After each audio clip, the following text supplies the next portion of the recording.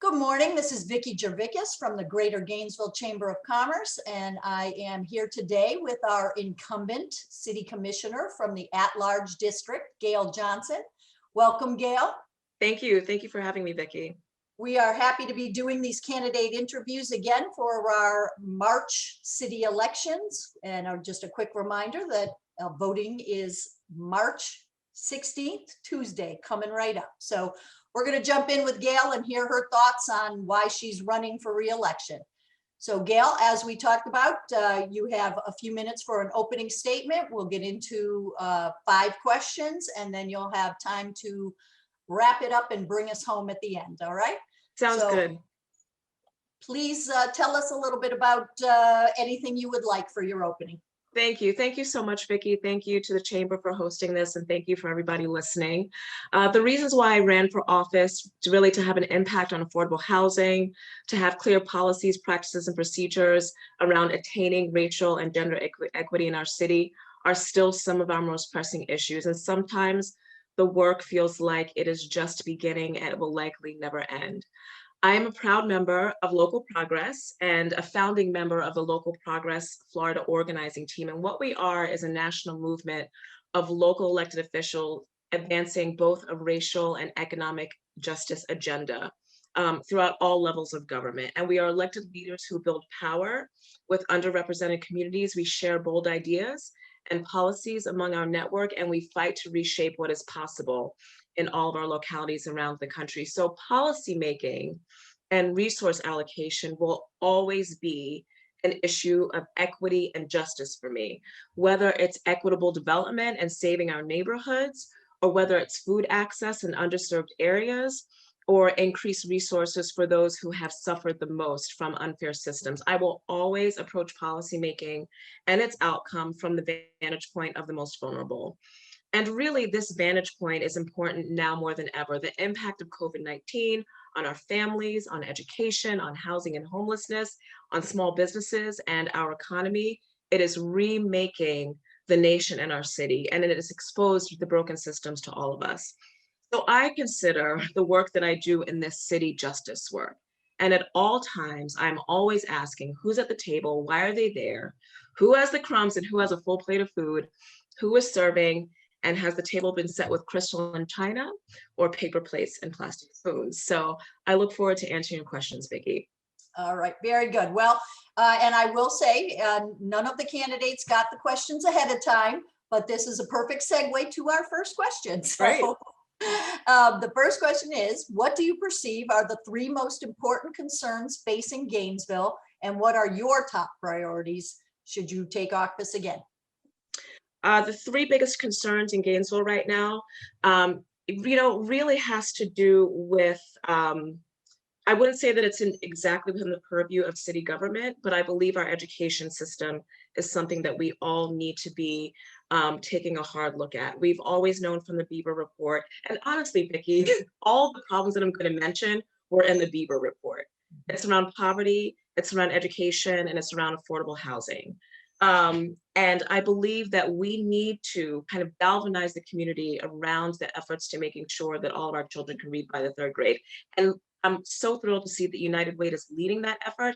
And I'm hoping that, the chamber and its members and the city and the county and the school board and UF and Santa Fe will all work together to make sure that happens in our community. So definitely education is one. Affordable housing is clearly another problem, I'm going to say, that we have in our community, particularly for our low income and lower income residents.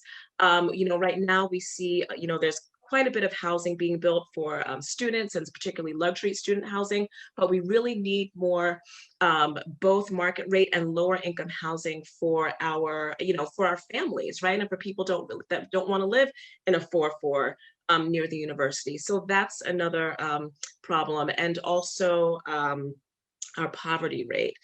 Clearly, and racial equity is also a piece of this, because when you look at the data and you see how our Black residents are doing compared to their counterparts, as stated in the Bieber report, it is still, there's still a huge wealth gap. And that's something that we need to be focused on in our city, which also plays into, some of what you do at the Chamber of Commerce, which is economic development, and especially on the east side of town. Did I answer the question? I think you did. Okay. Yes, you gave your three most important concerns. So I think Okay. that's perfect. All righty. Going right into that, particularly from probably an economic development point of view, the second question is, ways to revitalize downtown have been debated for years. Presuming we begin the new normal this summer. So Vicki, I think my internet connection wasn't stable. So can you repeat from the very beginning? I missed some of Yes, that. I will. Okay, so for question 2, ways to revitalize downtown have been debated for years now. Presuming we begin the new normal this summer, what actions would you like to see to jumpstart the downtown revitalization effort? So I'm not sure if you're familiar. You probably are because you're Vicki from the Gainesville Chamber of Commerce. But there is a downtown strategic plan right now that the city is working on with the university. And, I imagine that we're probably partnering in some way. At least we're getting, really good input from the chamber and also, other, important parties in the city. So I think that, working with this group of folks, because they have had the success of working with other municipalities across the nation for how to revitalize downtown. So I'm looking towards the experts to, help give us that. So I think that's a really great starting point, right? I also see, if I were to give you like my everything that I want to see in downtown, it's really about it being a magnet and a cultural space for all people to enjoy. And that includes not just, students, but families and everybody across the spectrum, from lower income to like, what is there? I want it to be a point where there's lots of delicious food to eat. And there's, there are amenities that everybody can take advantage of, and there are concerts going on, and there's lunchtime concerts. Like, I imagine it being a very vibrant place at some point. So that's what I would like to work towards. How to make that happen, I think it's going to take some partnerships. I think it's going to take investment, and where that comes from to be determined. But I'm hoping that once again, we are all going to be working together because it is a jewel of our city, right? And we need to kind of just, buff it, polish it a little bit.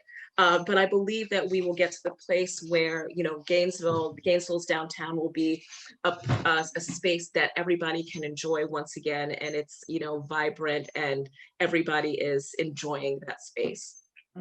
Also, I'm also not going to forget this piece of it too. I also believe that there needs to be housing downtown. There needs to be more housing, apartment buildings across that all people can afford. So that, I think, is also going to make it, a vibrant downtown. We need some density downtown, and it needs to be across all income levels. Very good. Okay, we're going to jump around a little bit. So the next question, and again, touches back to your opening statement, I think. A national conversation around diversity and inclusion has been at the forefront over the past year. What do you believe would be the single most impactful action our community could take to increase equity locally? Yes, Vicki, this is my question. This is my question. It wasn't just for you. And I will tell you why. I know you have an answer. I have a vision, Vicki. I've held this vision in my head, since the beginning of our racial equity efforts. And it's really around collaboration, and it's around community, and led by our 7 largest institutions. So we're taking, kind of the Friendship 7, and we're bringing it into an equity framework where, as a community, like literally we sit down together and we decide what 3 goals can we accomplish as a community to impact racial equity and inclusion over the next, 5 years. What does that look like? I believe the first one is making sure that all of our children can read on grade level by, by the end of 3rd grade. That's number one. Number 2 and 3, we can decide on as a community. I would love for there to be, like, for us to decide there's going to be a reduction in the poverty rate here, right? So what does that look like? Does that look like, home ownership, increasing, wealth through home ownership? Does that look like, getting banks on board and making sure they're not redlining? Does that mean, that the chamber is working to, you're doing some work around your fair housing, not fair housing, fair chance? Like, that is all pieces of the puzzle that will come together that will impact like a larger goal. So that, like, I'm getting goosebumps thinking about it, because that is truly what I see. I see us all working collaboratively to figure out how we're going to make, impact in like 3 big ways over the next 5 years, and literally putting all of our efforts behind that. Very good. Okay, next we have a question about, again, going back to downtown and safety. Despite efforts to increase pedestrian safety and reduce aggressive panhandling, concern remains high. What's your approach to address this kind of dual problem? Okay, so first I want to say that finally we passed the panhandling ordinance, which I don't know if you've noticed, but in a matter of weeks, I have noticed there'd be a significant decrease. And I think that that is good for the safety of our community, and that's what I'm focused on. So I think that that is, that's an important first step, but I also think a second step is to make sure that we are reaching out and providing resources to people that need them the most. They're not doing it because they love it, they're not doing it for drugs or for, or maybe they're not, that's not the primary reason, right? It's poverty.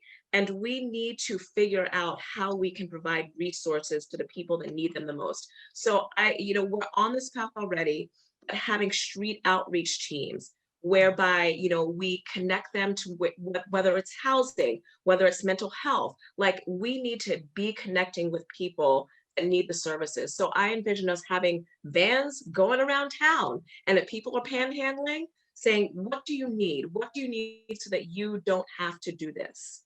And then us being that resource for them. So that's another way. Okay, terrific. All right, so our final question is very open-ended. Why should members of the business community vote for you? I would say that the members of the business community should vote for me just like anybody else should vote for me. I'm not going to delineate between business community and everybody else. I would say that I've always led with a sense of integrity. I've always led with truth. I've always led with justice. And if those are things that anybody cares about in this city, then I would ask them to vote for me. Very good. Okay, so as promised, now you have a few minutes just to bring up anything else you didn't get to cover, or amplify anything, or just close it out. Whatever you want to use this time for is good for us. Sure, I'll close it out. So, Vicki, deciding to run again was not an easy decision for me. I feel like the nation, the issues that we face as a nation and as a city, they're endless.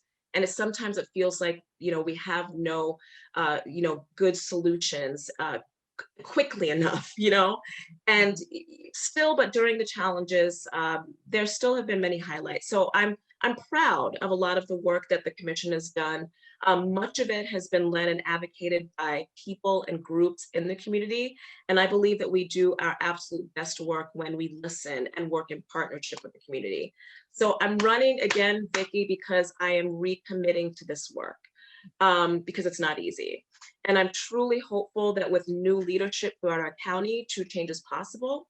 I see a lot of collaboration happening already. I want to see the comprehensive plan and that process through. I want a grocery store on the east side of Gainesville. I want to see the racial and gender equity work through that we've started. And we still have a lot to do on this front, but I believe that these efforts, specifically these efforts, will lead to long-term systemic change. And I'm always about the long-term systemic change. So this new term, it's about the justice instigators, it's about the good troublemakers. This has never been my seat, it is your seat. And if you all see fit to reelect me, I will always do my best to be the representation for the city that we all deserve. I truly believe that we are in a place where we are building a new world, and we're building it city by city. We're building it state by state, nation by nation, and we have a lot of work to do. And I want to do it with you all. So thank you for listening, and thank you should you choose to vote for me. Thanks so much, Gail. So as a reminder that we at the Chamber encourage you to get out and vote. The election is Tuesday, March 16th.